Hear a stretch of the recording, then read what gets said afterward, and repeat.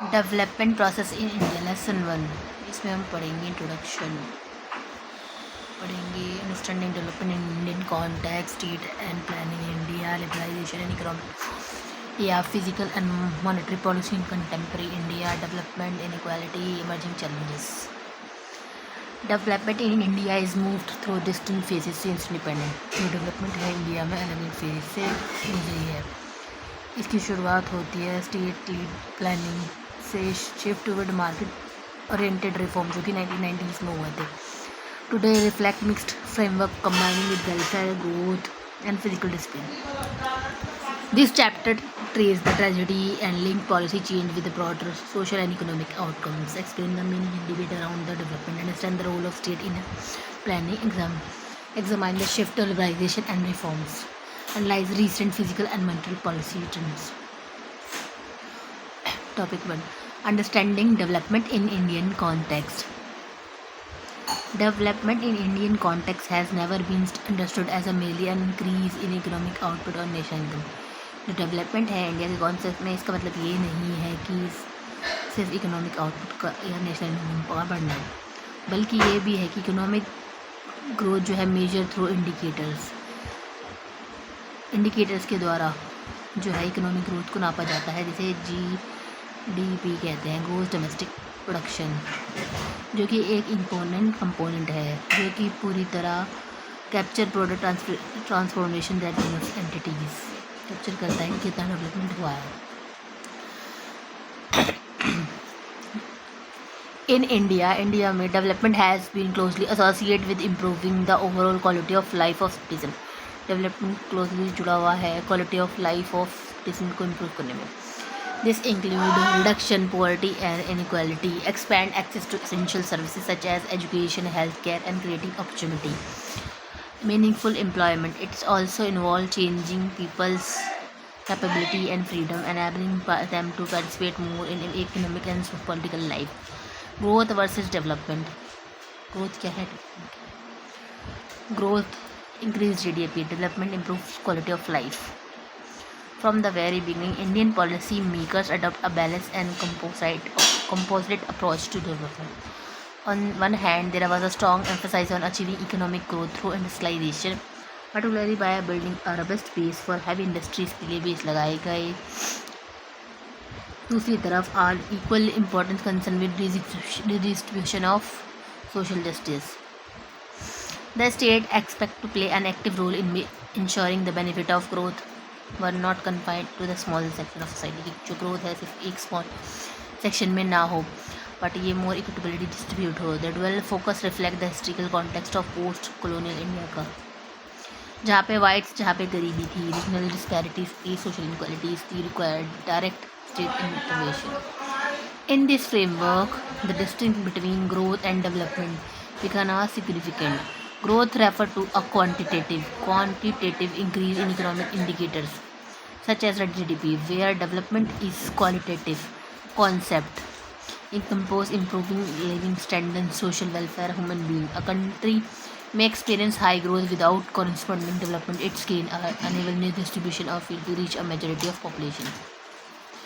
Scholars such as Prabhan Sen and Santosh Mehrotra have highlighted that Indian planning process was deeply rooted in broader understanding of development. They argue that planning India was not designed solely to accelerate economic expansion.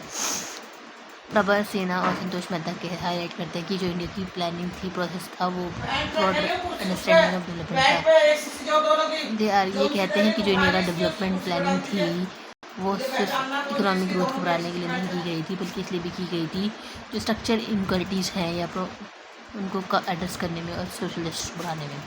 इसका result ये हुआ, development policy India है constantly attempt through not always successful, जो कि हमेशा successful नहीं, but balance objective of growth and equity को balance किया गया। The tension between economic efficiency and social justice continue to reshape the debate on development in contemporary India. State and planning in India. In the year of following independence, India adopt a model of development का model अपनाया, जहाँ पे state play central role and protective role in direct economic and social transformation. The approach was shaped by colonial legacy of underdevelopment. The absence of strong industrial base की absence थी, the urgent need to wide spread poverty and inequality, wide spread poverty और inequality को address करने की जरूरत है, जिसका result ये हो जाए जो नेहरू थे उन्होंने consider faith in a planning as a tool of systematic in coordinated development. State कैसे प्ले करेगा, एक टूल होगा जो डेवलपमेंट में हेल्प करेगा। तो इस्टेब्लिशमेंट ऑफ प्लानिंग कमीशन 1950 में बनाया गया, इसकी शुरुआत हुई। The commission interest with the task of assessing countries resources की ये जो इंस्टीट्यूशन था वो असाइन करेगा कंट्री के रिसोर्सेज में।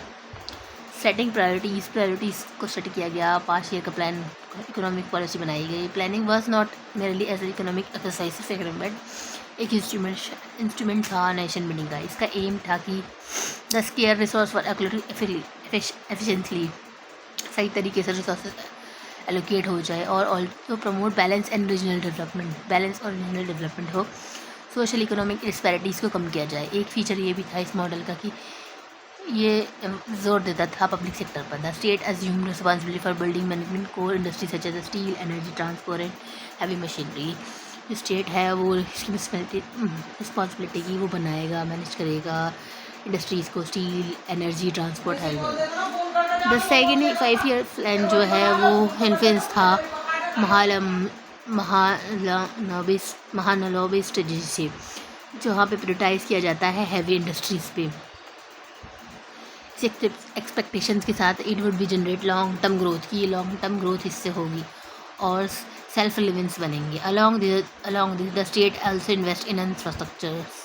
स्टेट ने इंफ्रास्ट्रक्चर में इन्वेस्ट किया, सोशल सेक्टर, एजुकेशन में, हेल्थ में, recognise important for human development. इसी टाइम इंडिया ने एक मिक्स इकोनॉमी फ्रेमवर्क अपनाया, अलाउइंग कोएग्जिस्टेंस, जहाँ पे पब्लिक सेक्टर भी हो, प्राइवेट सेक्टर भी हो। वाइल द प्राइवेट सेक्टर जो है वो ऑपरेट करेगा जैसे consumer goods, small scale industries को।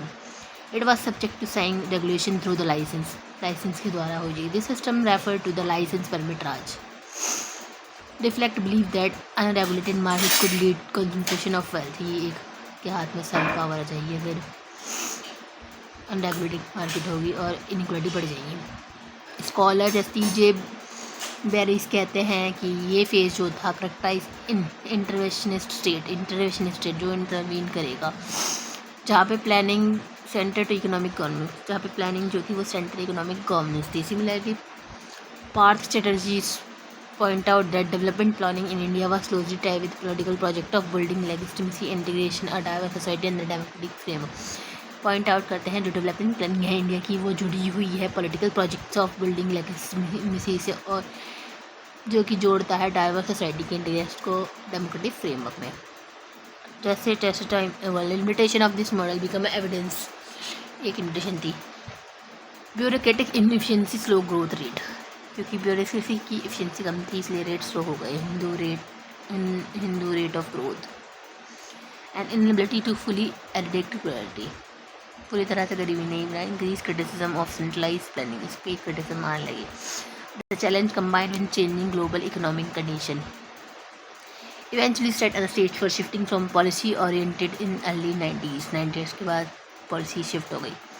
अ सिग्निफिकेंट इंस्टीट्यूशनल चेंज ओकायर, जो कि सिग्निफिकेंट इंस्टीट्यूशनल चेंज हुआ 2015 में, जहाँ पे प्लानिंग कमीशन और नीति आयोग से चेंज किया गया, जो कि बॉटम टू अप अप्रोच थी। Unlike it's procedure, NITI Aayog does not allocate resources. जो नीति आयोग है वो इसकी तरह रिसोर्सेज को एलोकेट नहीं करता, function as a policy adviser body, but वो पॉलिसी एडवाइजर बॉडी है। प्रमोट कोऑपरेटिव फेडरलिज्म को प्रमोट करता है, ग्रेटर नंबर ऑफ स्टेट को डेवलपमेंट में ये शिफ्ट करता है। Reflect broader transformation in the role of state from centre plan and direct producer to facilitator, coordinate strategic guide in development process. Liberalization and economic reforms in India.